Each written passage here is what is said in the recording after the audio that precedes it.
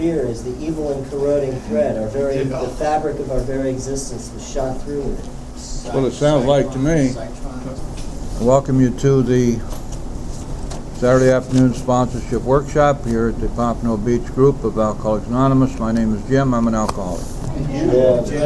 Glad to see all of you here. We're small but mighty today. Okay. And we'll have some fun. Turn to page 96 now, please. We have several pages here which constitute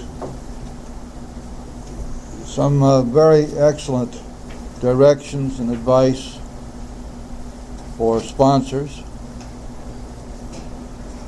But keep in mind that as we read this, and when you reread it, that this was written from the perspective of 1938, when there were no handy treatment centers, there was no government coming in and offering all kinds of detox facilities. There were no courts that were sentencing people to various types of treatment and so forth.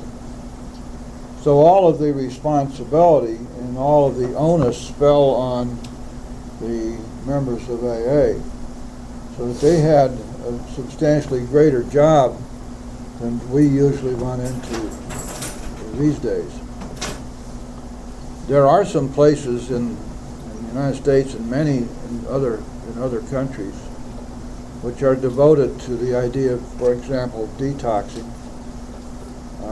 Places maintained by AA members, and sometimes they are clubs.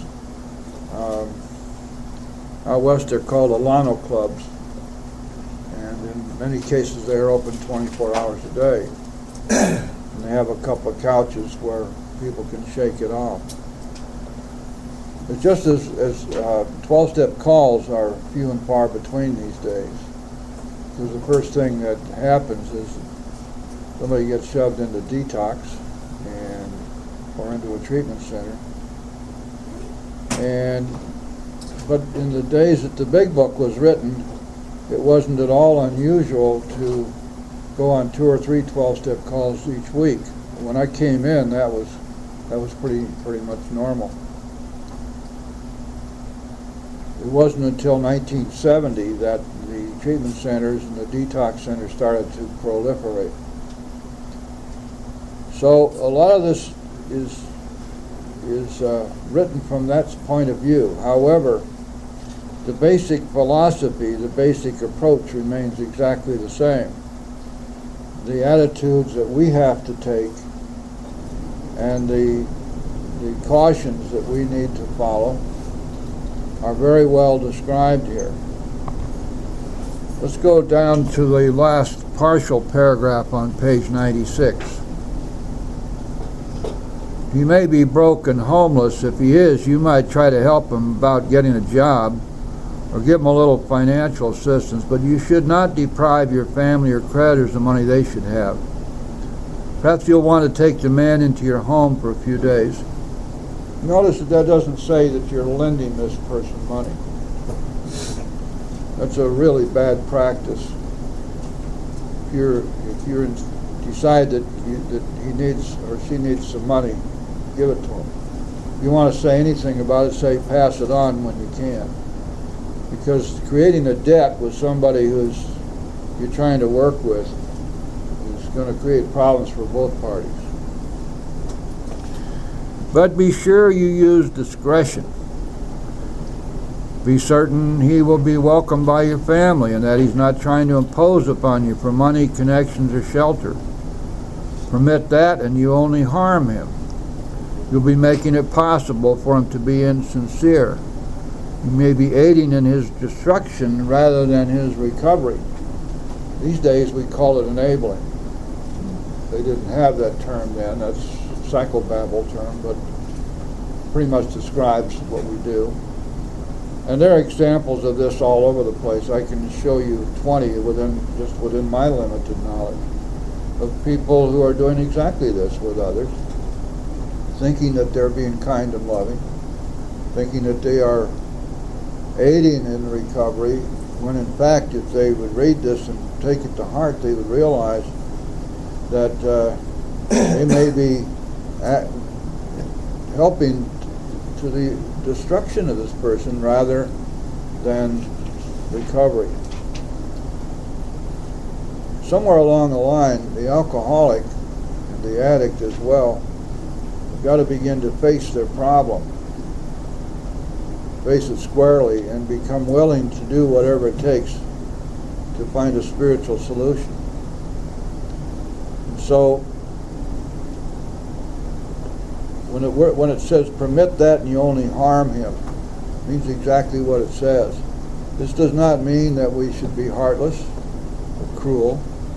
It means that we have to understand that when the big book talks about this, it tells us flat out that our troubles, we think, are of our own making, that they arise out of ourselves, that the alcoholic is an extreme example of self-will run riot. And people who have been on the streets for a long time, or even people who still have more or less of a home and a job, being alcoholics or addicts or both, they have learned a great deal about manipulation, about working other people for what they want. Never once really getting out of self, but using others to keep them going. So if you sense that that's happening, it's real important to begin to back off in a hurry. On the other hand, if you feel certain that the person is willing to try to do the right thing and try to recover, then by all means be helpful. One of the things I've suggested here, and Billy and others have objected to it, but I believe it to be an absolutely valid point, is that in order for us to make a considered judgment about how far we can go with somebody, how sincere they are in their recovery, one of the best things we can do is give them the book and tell them to read it. Now, I use that on a constant basis. That's the way I determine for myself if somebody is serious enough to warrant spending a lot of time with them. And those who do read the big book then become people I feel confident are serious about it, and they almost always are people it's easy then to work with. I believe that to be one of the main reasons that the big book instructed us in the paragraph above, that we don't take them to the steps until they've read the book and said that they're willing, that they want to embrace this way of life. In any event, whatever you use as a gauge or as a test to convince yourself that the person you're working with is more than just a tire kicker, or more than just someone who's fleeing from the vicissitudes of their lives and looking for a safe harbor, which is so often the case around here. Once you convince yourself that's so, then of course you're going to go all out to help them. If that means that you need to help them with a couch for a couple of nights, or maybe even help them with a little money or some food, that's fine. But it says to use discretion. Now, I believe that it's a truism that the person who has made up their minds that they want recovery is no longer interested in being enabled. The moment they get past that mindset that they're going to have to work others in order to get what they need, and get into the idea that they have that they are an alcoholic or an addict, and that they need recovery and that they want recovery and they're willing to go to any lengths to get it, then by all means go all out. Page 97. Never avoid these responsibilities, but be sure you're doing the right thing if you assume them. Helping others is the foundation stone of your recovery. Take that sentence to heart, guys. It means exactly what it says. Helping others is the foundation stone of our recovery. That's what this workshop's all about. If it doesn't do anything else for the people who attend, but convince them that to take in all the great gifts that we're given and then to use them only for our own personal recovery is a terrible mistake. Bill put it best in his story, that if we, you and I, fail to enlarge and perfect our spiritual life through work and self-sacrifice for others, we cannot survive those certain low spots that are coming. It's just that simple. Now, your help for others may take many different courses. But generally speaking, the 12th step is pretty explicit, is it not? Carry this message to other alcoholics. And this message means the steps. Carry these steps to other alcoholics. That's our job. Because it's the only recovery method we have. We don't have any other way to recover and to stay recovered. A kindly act once in a while isn't enough. You have to act the Good Samaritan every day if need be. It may mean the loss of many nights' sleep, great interference with your pleasures, interruptions to your business. It may mean sharing your money in your home, counseling frantic wives and relatives, innumerable trips to police courts, sanitariums, hospitals, jails, and asylums. Your telephone may jangle at any time of the day or night. Your wife may sometimes say she's neglected. A drunk may smash the furniture in your home or burn a mattress. That happened to Bill. You may have to fight with him if he is violent. That happened to me not too long ago. Sometimes you will have to call a doctor and administer sedatives under his direction. Of course, that's not something that we probably ever run into these days. But in those days, they were using, I guess, laudanum, stuff like that, some opiates to calm people down. Sometimes you'll have to call a doctor and administer sedatives under his direction. Other time you may have to send for the police or an ambulance. Occasionally you'll have to meet such conditions. Now, reading this paragraph would probably be enough to scare a lot of people off from ever even considering doing this kind of work. And yet, had it not been done in those early days, we wouldn't be here. There'd be no AA. These guys were dead serious about this stuff. And that kind of seriousness is not found these days so often. People now really want to be handed things. And they love it when some of the people who preach, all I want to do is be comfortable, or I want to feel good, and I don't want to have to go through all this kind of stuff. And yet this, in fact, is exactly where AA got started. Think about yourself as a practicing alcoholic or addict. Some of you will remember just how difficult you would have been to try to deal with, especially when you were coming down from detoxing and really wanted a drink or a drug and knew you couldn't. The guy I had to fight with is dead now. He was a great guy. I loved him. Drank himself to death, and we found him behind a dumpster at the Walgreens store in North Miami. We seldom allow an alcoholic to live in our homes for a long time. It's not good for him. Notice that, it's not good for him, and it sometimes creates serious complications in a family. Though an alcoholic does not respond, there's no reason why you should neglect his family. You should continue to be friendly to them. The family should be offered your way of life. Should they accept and practice spiritual principles, there's a much better chance that the head of the family will recover. And even though he continues to drink, the family will find life more bearable. Of course, that's the basis for Al-Anon, isn't it? And we're going to find that again when we get into the chapter for wives.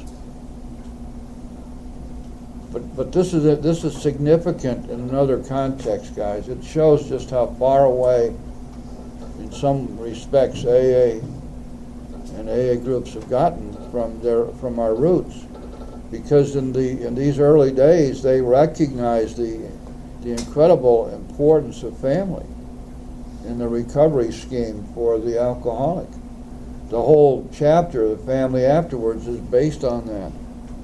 That this, and the family was encouraged to participate, especially to participate in prayer and meditation, and to understand what it is the alcoholic was having to go through, and the obligations that the alcoholic was going to have for not only his recovery, but the recovery of others who came after him. But that this was essential for him. And also to understand the difficulty of accepting and adopting a whole new way of life. And that there can be very many slips along the way, not necessarily slips into use, but slips away from practicing the spiritual principles. And that the family needs to have this kind of support. Well, that just almost doesn't happen these days. And yet, it isn't that far back that families were not only accepted at meetings, but were expected to be at meetings. I remember I was doing a big book study for the South Dade group years ago, and we took about a year and a half going through the big book, and I made a major pitch for the family. And so after we were through, they dedicated the next 4 weeks of that same session where we were doing the big book to family, and they had the families come in for those 4 weeks.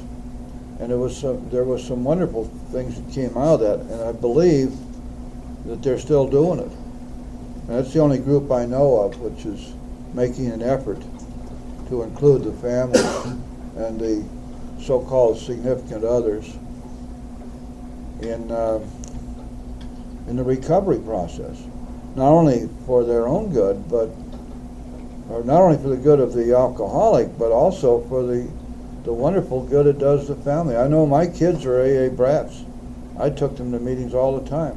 There was nobody to leave them with at home. And at first I did it because I didn't know what else to do with them.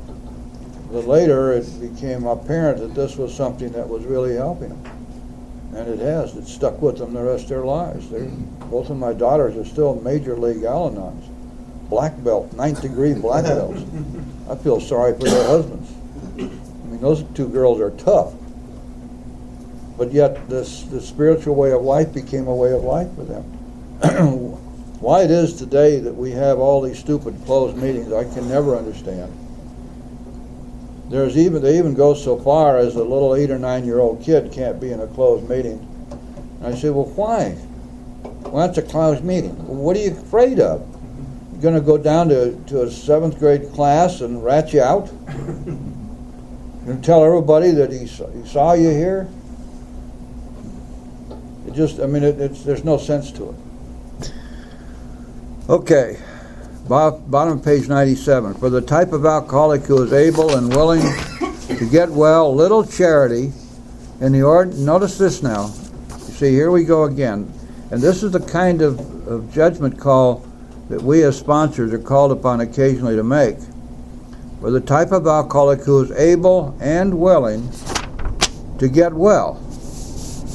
And again, I say to you, if you want a pretty good indication of that, get them to read the book.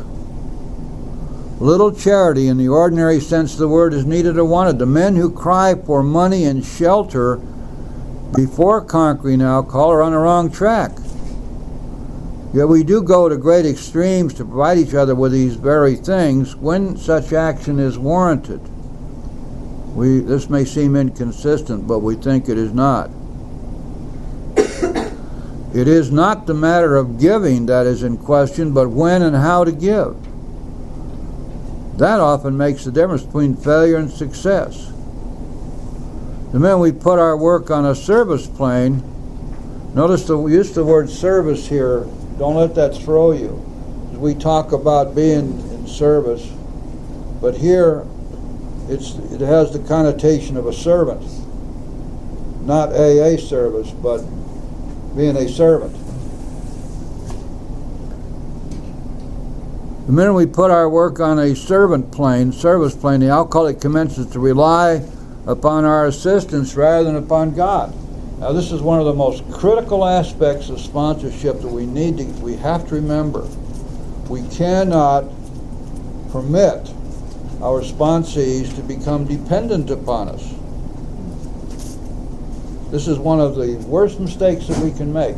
And there are many people who are known as heavy-duty sponsors whose prime methodology is to make their sponsees absolutely dependent upon them.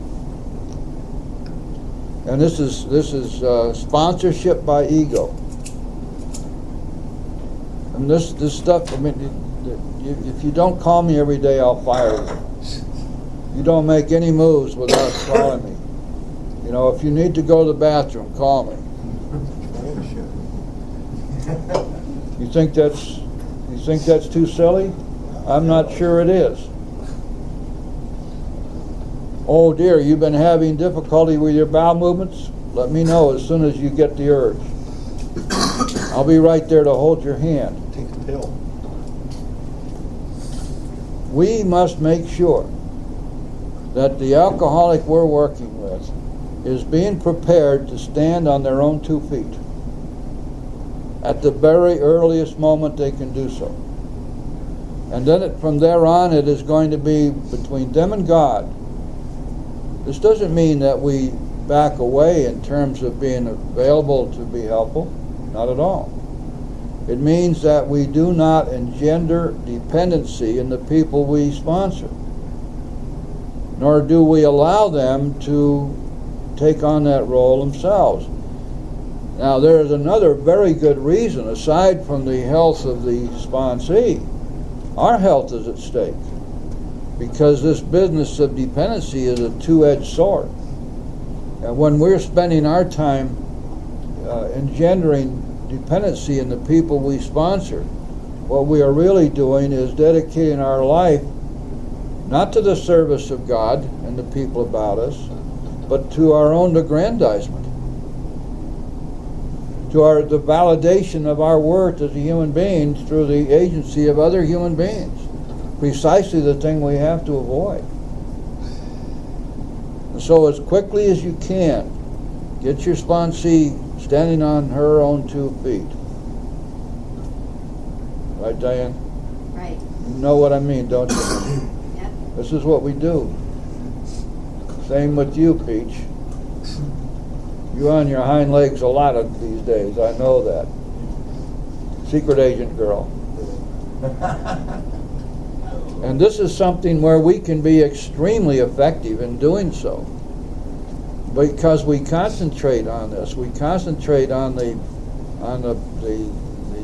development in our sponsees of the kind of relationship with God which will reduce their fear quotient and increase their self-esteem and their feeling of being worthwhile people. We teach them how to do things so that they will feel successful, so that when they go to bed at night they can look back on their day and say, I did the right thing today. I did what was in front of me to be done today. I did not try to dictate the terms and conditions myself. I left the results up to God. I didn't harm another person. And I can look back on that day, and regardless of the outcome, regardless of the results, I can see that as a very successful day, because I backed completely away from the idea that I'm running the show. Teach your sponsees that the third step prayer means exactly what it says. That is an offer of life and will to God without reservation, to build with me and to do with me as thou wilt, not as I want, but as thou wilt. And that's something which we are granted. We get to have that, but it doesn't last very long if we fight with it. If we insist that, for example, with our bright-eyed friends who tell us, oh, you have to balance your life. The moment we start balancing our life, we have to take charge again.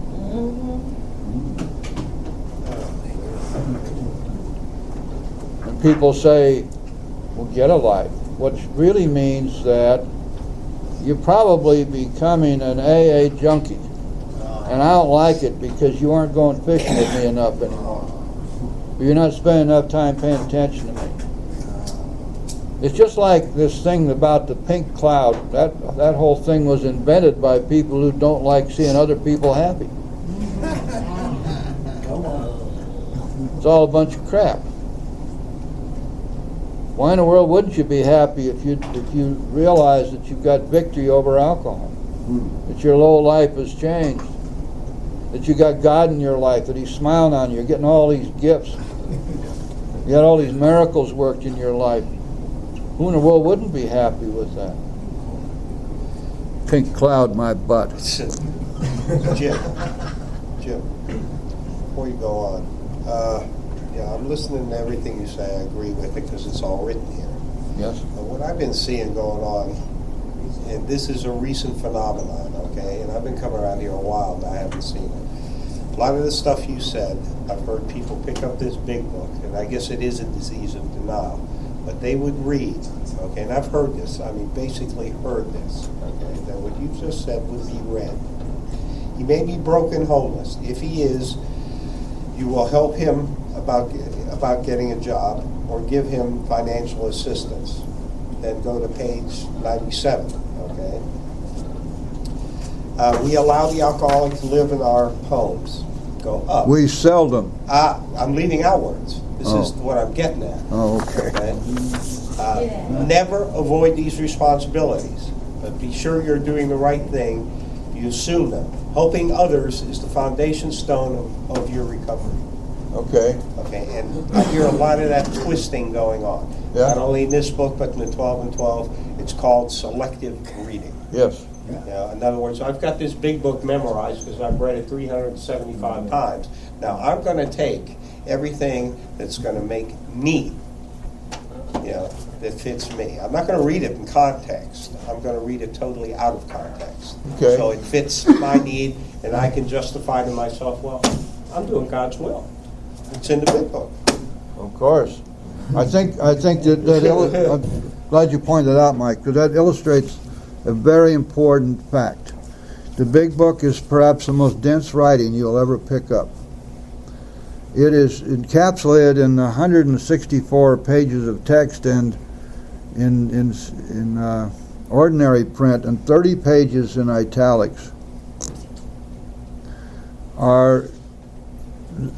There is enough here that it would be very easy to expand it to 10 volumes. And so what we have to do is we have to learn to read the big book by parsing each sentence. We take it word for word by word. You've noticed that when I'm using the big book, that I will point out each word as we go through a sentence sometimes, because each word becomes critical. Each phrase is important. Every sentence is important. Every paragraph is important, and everything in this big book dovetails with everything else. Not only that, but everything in this big book is consistent with everything else. You won't find a single inconsistency in it. There's only one lie in the big book. We're going to get to that when we get to the 8th chapter. It's the only lie. Bill Wilson pretending to be a woman. But what he says is not a lie. All right, now we're coming down to some stuff that is of critical importance. Remember that the alcoholic commences to rely upon our assistance rather than upon God. And that is shame on us if we allow that to happen. He clamors for this or that, claiming he cannot master alcohol until his material needs are cared for. How many times have we heard that? Now here comes something, this is AA trivia. The shortest sentence in the big book is coming next. Nonsense. The word nonsense. And I'll tell you why it is the shortest. Because it only has 8 letters. Obviously. And obviously on page 45 has 9 letters. Yeah. There's some trivia for you. Nonsense. Now people get really uptight when I use words like that because they think that We're supposed, you know, AA today, so much of it has been watered down to a point where everything has to be relative. You see, we want to get into this gray area where there are no rules. You ever heard anybody say there are no musts in the big book? Yeah. There are 64 of them.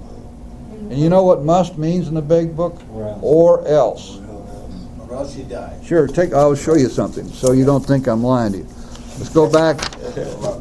I don't usually lie. Go back, please.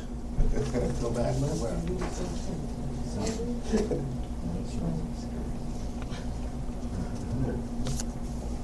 Where is that? I thought I had it. Stumped.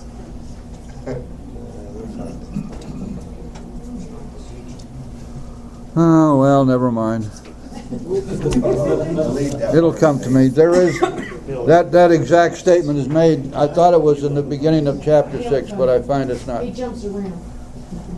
Oh, we're on, yeah, 98. we're on 98. Now then, nonsense on page 98, first full paragraph, 5 lines up from the end of that paragraph. Here is ultimate truth.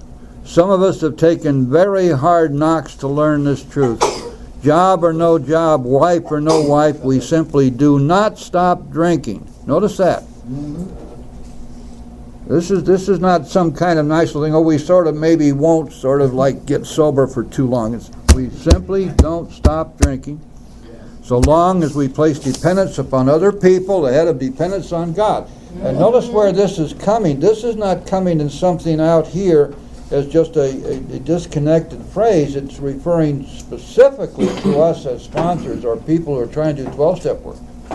Do not allow the person you're working with to become dependent upon you. Their entire dependence must be upon God.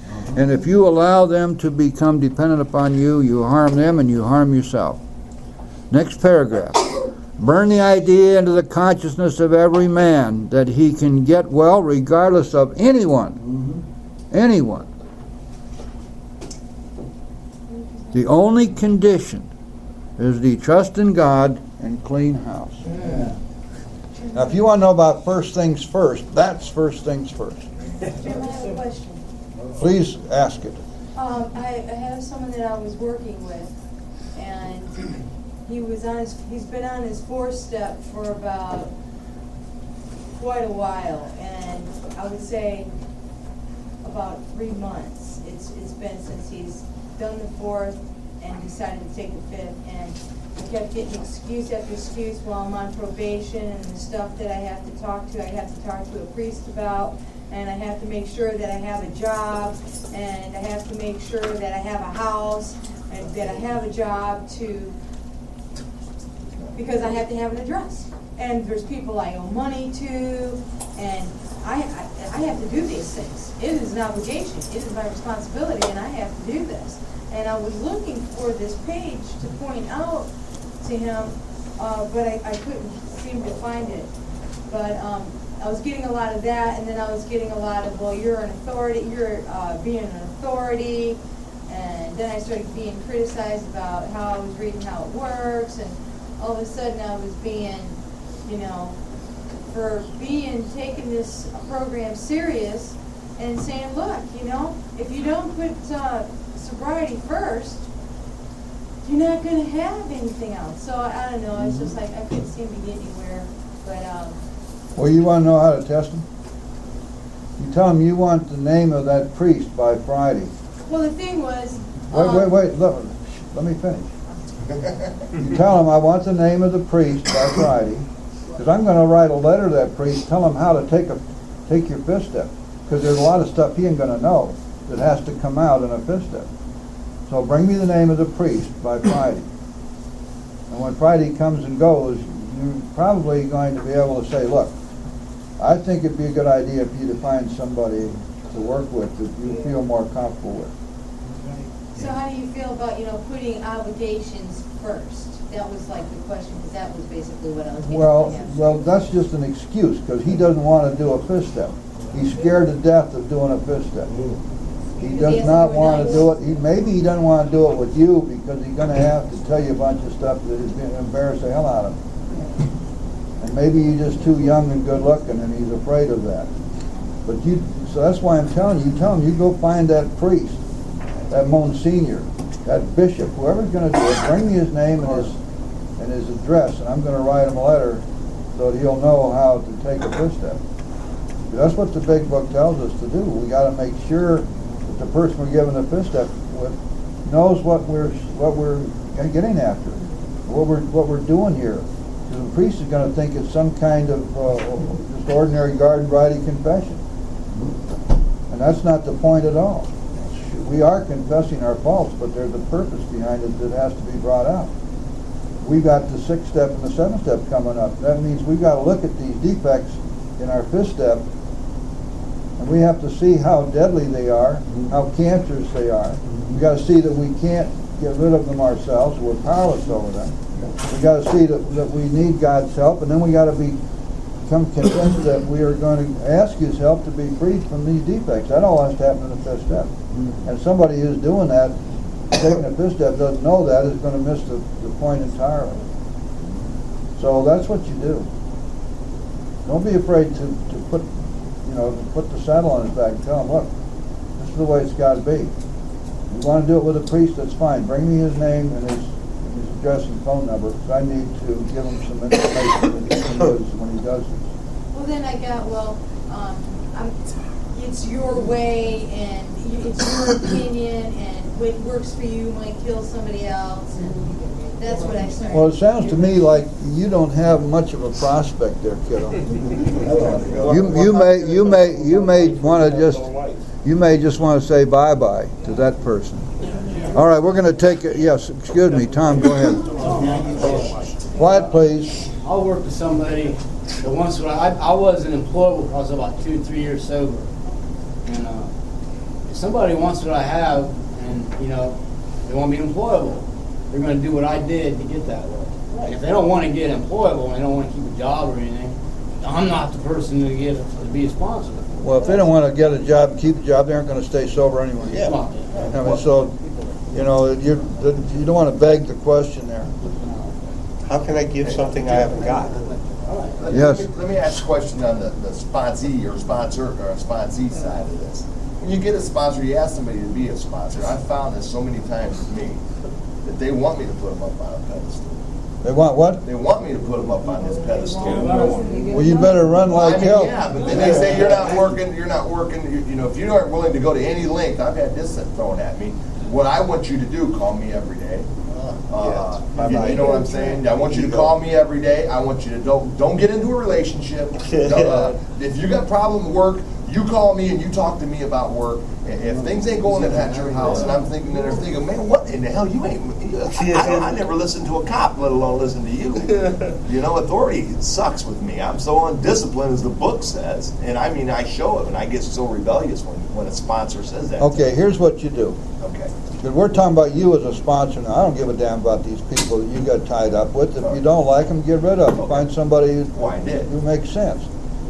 But here's what you do. You've got a new person sitting in front of you. Mm-hmm. You look them in the eye and you say, here's the deal. I'm going to tell you what to do, and you're going to do it. And you're not going to drag your feet, and you're not going to give me any excuses. But what I'm going to tell you how to do is to work 12 steps. But I promise you that I will show you every step along the way exactly what you're doing, where to find the big book, and how to go about doing it. Now, I'll promise you one more thing. If you cooperate with me, and I will do what I said, and I promise you that once you've completed the steps, you will be just fine. Now, how does that sound to you? And the people who agree with that, I say, okay, let's go get them. Now, if that makes me a step Nazi, I can't help it. It's the only way I know that it works. Because if you pussyfoot around about this stuff, all you're doing is you're doing the same stuff that happened with them before. Some people have been letting them slide all this time. They've been getting away with it. They figured out how to manipulate, how to take the easier, softer way. There's only one way. We only have one way. We don't have any other way. And if people want recovery, they're going to have to work this if they want me to help them. Because I don't know anything else about recovery. I don't have any pills. I don't know a psychiatrist I would trust longer and farther away than I could push him. I know that the shots and the pills don't work, usually. So this is what we have. Now, if somebody wants recovery, and they say that they want recovery, and they've read the big book, go back to page 96. Let's see what it says. Middle paragraph. Middle paragraph. This is so important. We got in this last week in a big discussion.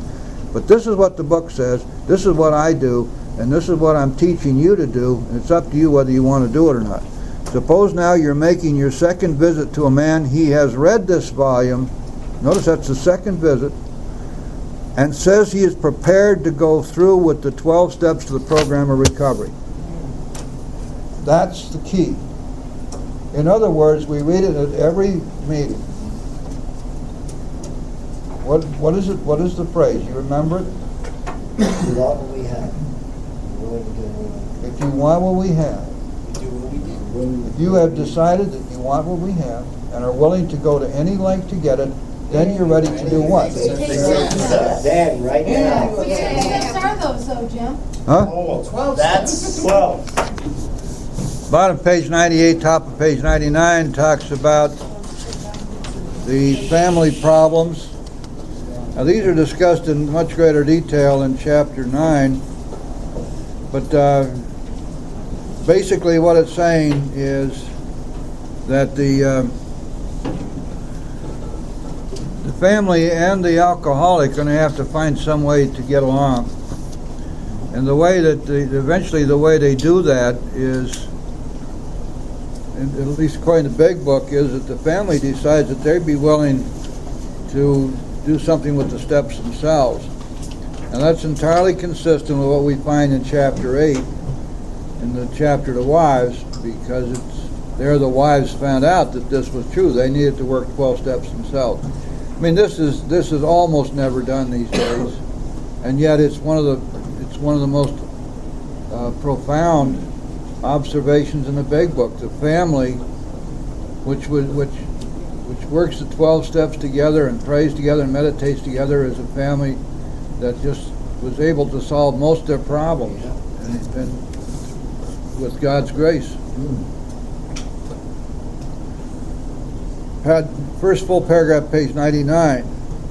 After they have seen tangible results, the family will perhaps want to go along. These things will come to pass naturally in a good time, provided, however, the alcoholic continues to demonstrate that he can be sober, considerate, and helpful, regardless of what anyone says or does. Now, you got to teach your sponsees how to deal on a new basis with their family and with their employers and the people they work with, and even the people in AA, for God's sakes. Teach them to be slick, soft-spoken, loving, considerate, and kind. No matter what they do, no matter who they're with, teach them that they have tremendous influence on their environment, that the way they act and the way they conduct themselves and the attitudes that they demonstrate are going to have an enormous impact on the way other people treat them and the way other people react to them. It's especially true in the family. And it's so good to learn to say,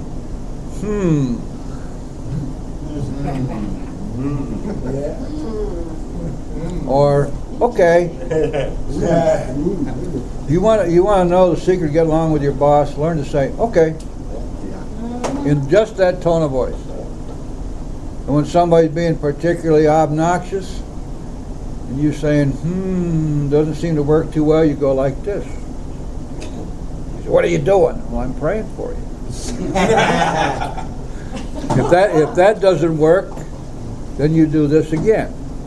You say, what are you doing? You say, well, vengeance is mine, saith the Lord. I'm praying for the patience to wait around long enough to see what he's going to do to you.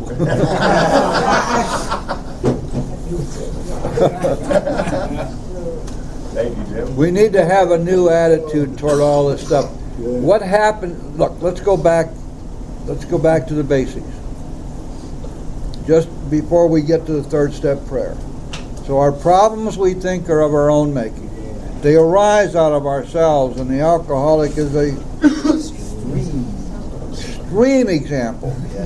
Extreme example of self-will run riot, though he usually doesn't think so.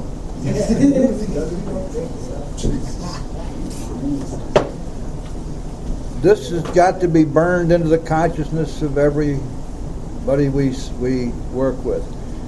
Now, when they look in the mirror, they've got to be able to mumble to themselves, "I'm looking at the problem. Yeah. I am the problem." There is a phrase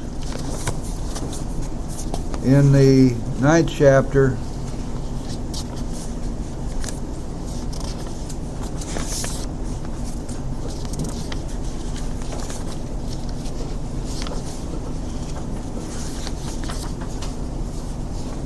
Oh, come on, Jim. Here we go. All right. We're getting close now, guys. Here we go. Getting closer. Getting further away. Remember that when you were a kid, they used to play that game, getting warm, getting cold? Okay, here's what it says. Okay. On page 133. Second line. We are sure God wants us to be happy, joyous, and free. We cannot subscribe to the belief that this life is a vale of tears, though it once was just that for many of us. But it is clear we made our own misery. God didn't do it. Now these are tough things, because you've got to remember that the person you're working with has been lied to all their life. Not that the lies were deliberate necessarily, but they were instructed about how to live their life by people who never learned themselves. And so they came to believe sincerely that if they wanted to be happy and secure in their life, they were going to have an education, they were going to have to make money, they were going to have to accumulate things, they're going to have to learn to control people, and when people came into their ambit, they needed to take them captive and make sure that they did exactly as they were told to do, that they had to have this career, that they had to make lots of money and accumulate all this stuff, and he who dies with the most toys wins. And the problem there is that never worked. It was a false premise to begin with. It was a lie to begin with. It never worked. And so because this stuff never worked, they got more and more unhappy. Then they went to the psychiatrist or the counselor, who told them that the real reason that they were so unhappy was not because of the crapped out actions they were taking, but because somewhere back in their childhood somebody said something, did something, didn't do something that has caused all of this heartache and all of this problem, that they're not responsible because they have been the victims of adversity and they have been the victims of other people. And the alcoholic loves this, because by virtue of having that's a great excuse for continuing to go directly against what they know to be right and wrong. Alcoholic and addict is a person almost always who is violating their own sense of morals and ethics. They're taking crapped out action and excusing it, and many of the human solutionists have given them built-in excuses for this. You have to deal with this with a lot of your newcomers. It's just a fact. And sometimes it's real hard to get past that, because it's so comfortable to believe that the wrongdoing of others has caused all of my grief and is the excuse and the rationale for the things I do. And then some of these human solutionists will say to things like, well, there is appropriate anger. I mean, everybody gets angry sometimes. And yet for alcoholics, anger is a poison. I mean, is there appropriate strychnine, for God's sake? And everybody, fear. Now here's another one. They love to come up with this. Healthy fear. Now how can something which is a personification of the devil be healthy? Ever? Fear is a product of our minds, of our sick minds. And fear is the absence of faith. And if you are dealing with fear, you are not trusting God. How in the world can that ever be healthy? How about self-will? Self-will, of course, is a product of fear as well, because you see, if I'm living in self-will, it means that I am afraid to let God do it. I'm afraid not to be in control, because I've been taught that I have to constantly control my life. Okay, then it goes on. Let's go down to the bottom of page 99. 4 lines up from the bottom. Let no alcoholic say he cannot recover unless he has his family back. This just isn't so. In some cases, the wife will never come back for one reason or another. Remind the prospect that his recovery is not dependent upon people. It is dependent upon his relationship with God. That is so basic. That is so basic. And this is what we keep forgetting. Because when you get into human solutions, the relationship with God becomes irrelevant. You start doing it yourself again. We have seen men get well whose families are not returned at all. We've seen others slip when the family came back too soon. Now then, this next sentence is the whole is sponsorship in one sentence. And it's the only place in the big book which clearly defines sponsorship. The word sponsorship, of course, is never used, because they didn't have sponsors in those days. Both you and the new man must walk day by day in the path of spiritual progress. Notice it isn't you and a group. It isn't you and the mob. And one of the most dangerous things we say around here is this is a we program. Why do we say that? Because we is the first word of the 12 steps, and we is implied in all the other steps. Is that why we say that? I don't know. Did anybody stop to think about it? What does this really mean? It says we, it means we, us individually, did this. Because there's nobody is implying that they all sat down and did a 4th step together. It doesn't mean they all sat down and did a 5th step together. They certainly didn't follow each other around as they made amends. It means we, each of us individually, did these things. Now, the unity of the fellowship is of extreme importance, no doubt about it. Personal recovery depends upon that. We are people who need to have this program because it supplies us with things which we would have great difficulty having otherwise. It isn't that no one can recover without a group, because certainly people have. There are those who are totally isolated and have no groups to go to. They have no one around, and they do recover, and they learn to follow spiritual principles. But remember that the basis upon which AA was founded was one alcoholic working with another. Go back to Bill's story, we'll see where it all began. In Bill's story, as he lay in the hospital, he was inspired to understand that there must be thousands more alcoholics out there who could profitably use what he had been given. And he talked to Ebby about it, and Ebby said, "Yes, Bill, faith without works is dead." And how appallingly true, Bill says, for the alcoholic. For if the alcoholic fails to enlarge and perfect his spiritual life through work and self-sacrifice for others, he can't survive the certain low spots ahead. So everything is based upon one-on-one. When we read the first part of this chapter, nowhere does it say that this new person was accosted by a group of AAs, all of whom were trying to prove who was the most powerful program. It was one person. It says, get them alone if possible. Get them alone. Why?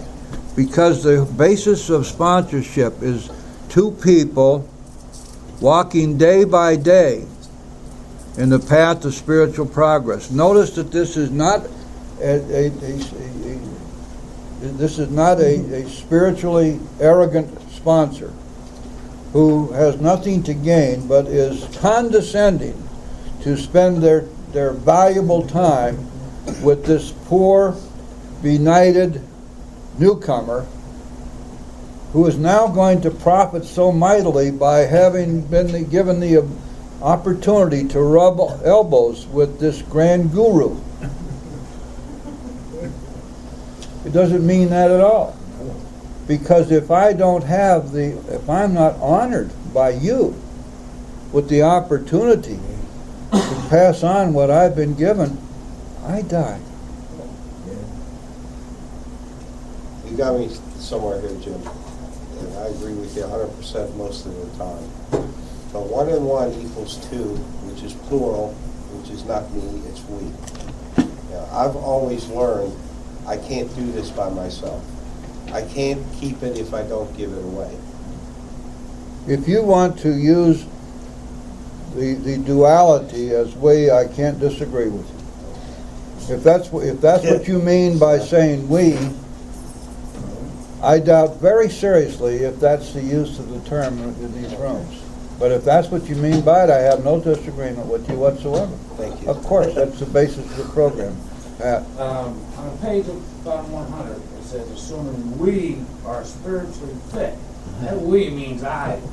It doesn't mean that this whole group has to be spiritually fit Right. for me to have a copy or pass it on. That means that we, each of us individually. Individually, the But they same talk as in about the step first 1. 100. That's You know, right. That's that what, word we I again. know, yeah. And I don't have to worry about the whole room being spiritually fit.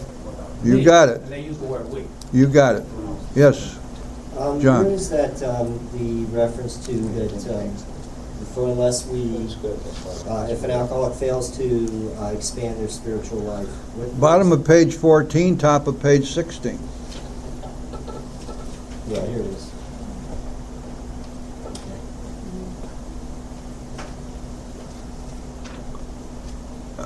Okay. Now this paragraph on page 100, the first full paragraph, is worthy of meditation. I suggest to you that you may wish to teach this to your sponsees as one of those paragraphs in the Big Book, which they will go to occasionally in their morning meditation. Both you and the new man must walk day by day in the path of spiritual progress. If you persist, remarkable things will happen. When we look back, we realize that the things which came to us when we put ourselves in God's hands were better than anything we could have planned. Follow the dictates of a higher power, and you will presently live in a new and wonderful world, no matter what your present circumstances. Now, that's really powerful stuff. And it happens to be absolutely true. You see, it does not matter from whence your sponsee came, nor does it matter from whence you came. I sponsor people who have such a kaleidoscope of backgrounds that would be impossible to categorize them in any way, except that each of them is a sick and suffering alcoholic when they get here, or drug addict, or both, and each has reached a place where they no longer are willing to go on suffering as they have been, and have decided that they want what they find in here. And so the 12 steps work for everybody without discrimination based on any other criteria other than the fact that we want recovery. The 12 steps work for people who have no addictions. It works fine for people who simply want a better way of life. I've taken a lot of people through the steps who are not addicts or alcoholics. Let no one say that you cannot work with someone who is not an alcoholic or an addict. That's just not true. The criteria is that they be sufficiently motivated to be willing to work the steps and to become honest with themselves. If they are, they can do it. And that's exactly what the wives found when they were going to meetings with the husbands, that though none of them were alcoholics or addicts, they found out that the 12 steps worked just as well for them. Because, let's see why that should be.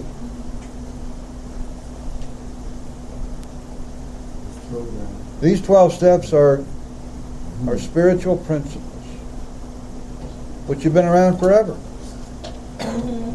When I wrote 12 Steps for Christians, I went through the Bible to find out what's the background of these steps. About over half of the the steps, I found the references mainly in the Old Testament. But then, of course, if you look in the book of James and so forth, but you'll find the same things in the Koran.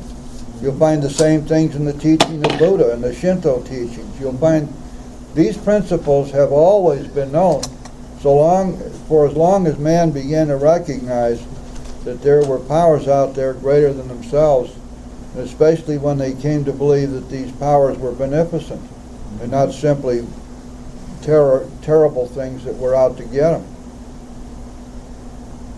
But what's the difference? Why are the 12 steps different? Why is it that people have extreme difficulty getting sober in church No action. or synagogue or wherever? Do you know, John? No action. That's right. Because there they are taught that these are the wonderful things they ought to be. These are the ways that you ought to act. These are the things you ought to think. These are the attitudes you ought to have. But nowhere are they told how to do it. You see, the genius of the 12 steps is that it takes these great spiritual principles and restates them as steps of action. So that when we take the action, we incorporate these principles into our lives. They become a part of our very being. That's what it means to practice these principles in all of our affairs. And the word practice, by the way, in the 12 step, does not mean like going out on a practice field. It means practice like a doctor. You would hope that the doctor operating on your heart was not just practicing. So practice in this sense means use, do, perform. All right. Now let's go down to the bottom of page 100. Here we come into some stuff that directly contradicts so much of the established wisdom, if I can use that word, around the rooms. Assuming we are spiritually fit, we can do all sorts of things alcoholics are not supposed to do. People have said we must not go where liquor is served. We must not have it in our homes. We must shun friends who drink. We must avoid moving pictures which show drinking scenes. We must not go into bars. Our friends must hide their bottles. We must not think or be reminded about alcohol at all. In other words, what is the modern concept? Well, you guys stay away from old playpens and playmates. Why? Because you'll drink if you go there. Oh, yeah, and that's right. That's right. That's exactly what you're going to do. Yeah. Assuming what? To get a haircut if you hang out in the dark. Assuming what? If you're not spiritually. Okay. See that? Now, as Shakespeare would say, that's the rub. That's the rub. If we are spiritually fit, let's go on. We meet these, on page 101, we meet these conditions every day. An alcoholic who cannot meet them still has an alcoholic mind. In other words, is walking around with untreated alcoholism. And that means there's something the matter with his spiritual status. Why? Because, you see, our recovery is entirely dependent upon establishing a certain relationship with our higher power. That's a relationship of surrender and obedience. And when we have reached that relationship, and if we maintain it, we're in God's pocket. We can do anything we want as long as our motive is right. His only chance for sobriety be someplace like the Greenland ice cap, and even there an Eskimo might turn up with a bottle of scotch and ruin everything. Ask any woman who has sent her husband to distant places on the theory he would escape the alcohol problem. Listen to this now. In our belief, any scheme of combating alcoholism which proposes to shield the sick man from temptation is doomed to failure. If the alcoholic tries to shield himself, he may succeed for a time, but he usually winds up with a bigger explosion than ever. We have tried these methods. These attempts to do the impossible have always failed. I want you to go back to page 85 now, please. I want to show you something there.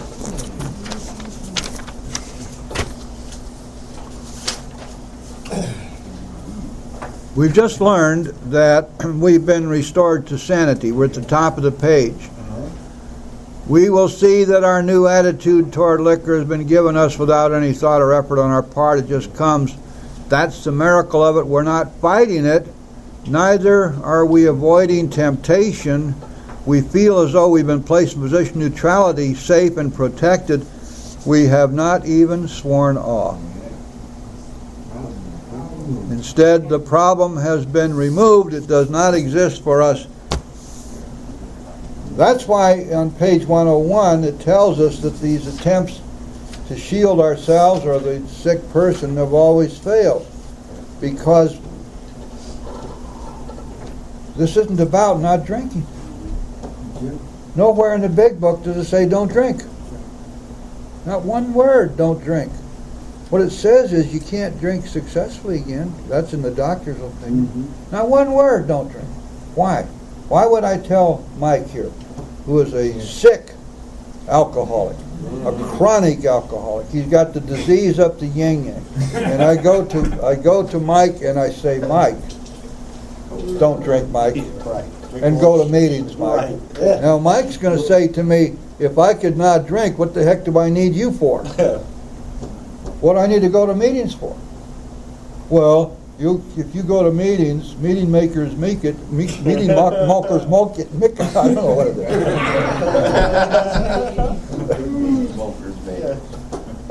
Don't drink. So the big book doesn't indulge itself in any fantasies about how we can suddenly acquire all this new willpower that we didn't have before.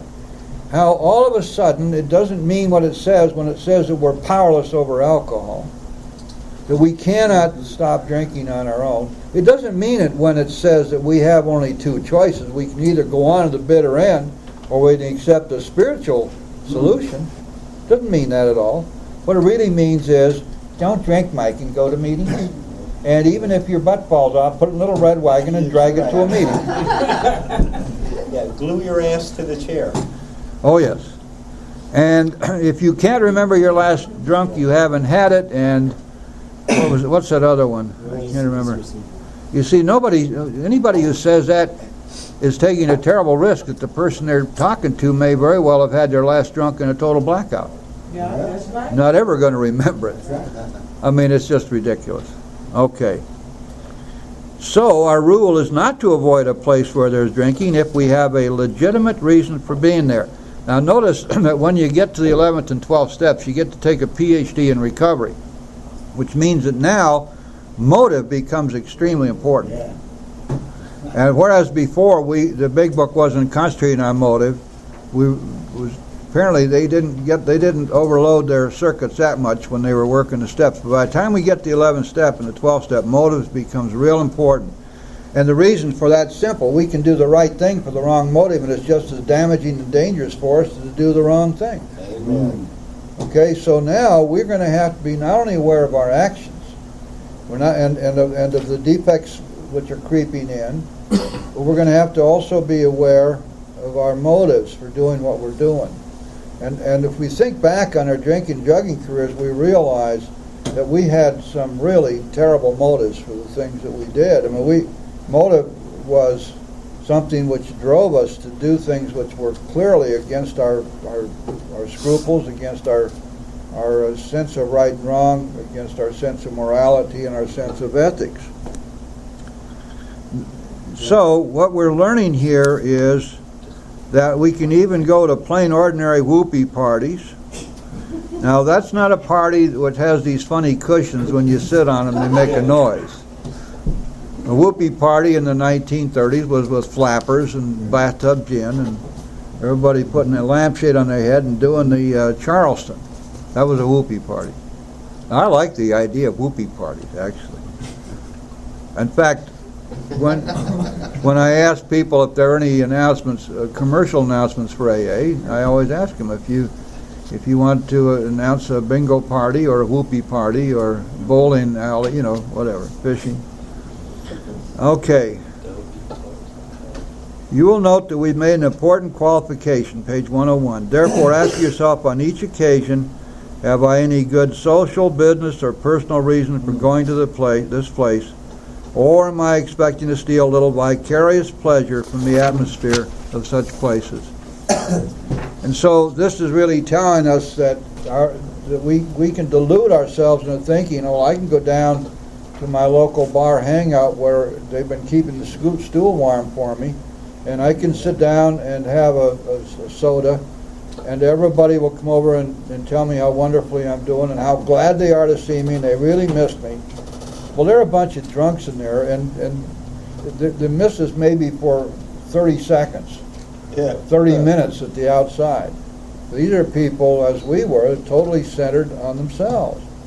But it's our own imagination that we need to go back and make sure that they understand we still love them, because after all, we spent a good part of our lives in there and most of our fortune. Okay. I want to run over just a few minutes. I hope nobody minds, because I want to finish this chapter. Is that okay? Someone had something to say, Jim. All right, now listen to this. On the bottom of page 102, the last full paragraph. Your job now is to be at the place where you may be of maximum helpfulness to others. So never hesitate to go anywhere if you can be helpful. You should not hesitate to visit the most sordid spot on earth on such an errand. Keep on the firing line of life with these motives, and God will keep you unharmed. When I was coming before the judge 4 years ago to be sentenced, and I didn't know what was going to happen, the U.S. attorney wanted me to spend another 1.5 years in prison at least. And the judge was very skeptical about what the U.S. attorney was proposing, but he turned to me and he said, "Do you have anything to say?" And I said, "Yes, Your Honor." He had 50 letters from people in AA sitting in front of him. He said, the big book of Alcoholics Anonymous tells me to keep on the firing line of life, and that's all I want to do. He said, "Well, I think you better do that." And he turned to the U.S. attorney who said, this is an outrage. I'm letting this man go right now. And I walked out of there. Oh man! I saw the prosecutor. I saw the prosecutor about an hour later as I was paying my $100 court costs or something. And I went over and gave her a great big hug, and I told her I loved her. And she almost crapped on the floor right there. Couldn't believe it. One of this what's her name? This ex-attorney general we've got hanging out now in Florida. What's her name? Janet? Yeah, Janet Reno, one of her little girls. Part of her Gestapo. Okay. Let's go down now to the last paragraph on page 103. Whenever we see stuff in italics, it means that Bill at least thought it was extremely important. After all, our problems were of our own making. Boy, is that ever important. Bottles were only a symbol. Besides, we have stopped fighting anybody or anything. We have to. And when somebody wants to fight, what do? We say, Okay. or okay. Or even if you wish, gosh, I really hear what you're saying. That's pretty interesting. Now, tell me, how can I be helpful to you? You want to pull all their fangs? Man, you can do it. You just have to know how to go about it. There's no point in ever getting into confrontations. If somebody's trying to beat you up, of course, you got to beat them back, but I'm not talking about that. I was talking to a sponsee of mine yesterday, and there's a guy around here who loves to pick on me. I don't know why it is. He decided he didn't like me right from the beginning, and every chance he gets, he puts a knock in. He doesn't do it to my face. He goes to the Twisted Servants meeting every month and does something else. I like that meeting. That's why I like it. It's twisted. Or he will try to figure out something to contradict anything I share. And so a friend of mine is very defensive of me, and he wanted to beat this guy up or something. I said, no. He said, what are you doing about it? I said, I don't do anything about it. You gotta remember, AA is a self-cleaning oven. Yep. We don't have to worry about this kind of stuff. And it's kind of like little Bo Peep has lost her sheep, doesn't know where to find them. Leave them alone, and they'll come home, wagging their tails behind them. And that's what I believe. He says, I'm not that far advanced. I can't do that yet. He says, I got to do something about this stuff. I said, well, you better learn. Anyway, that'll do it for today. Does anybody want to pick up a chip? Anybody who's got a birthday in November, a birthday? How many years? 1. 1 year for the professor. We have the professor, we have the banker, and we have secret agent girl, all sitting at the same table. How many years you got? 12. 12 years, all right. Anything else? Anybody want to make an announcement about a whoopee party or anything?